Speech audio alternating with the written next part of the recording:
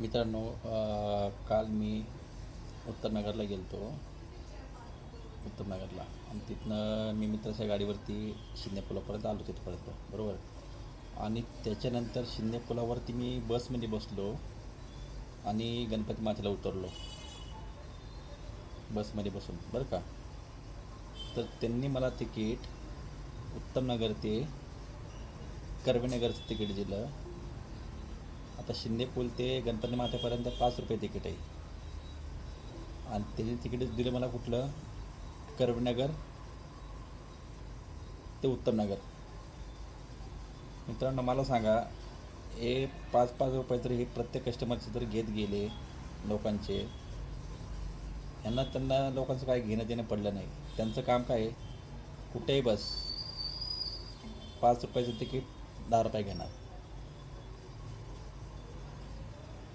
हे मला सांगा, हे तुम्हाला मी जे तुम्हाला सांगितलं हे चुकीचं आहे का बरोबर, तुम्हाला काय वाटते तुम्ही कमेंटमध्ये सांगा. हे असं कोणासोबत प्रसंग झालेला आहे तेही मला कमेंटमध्ये सांगा.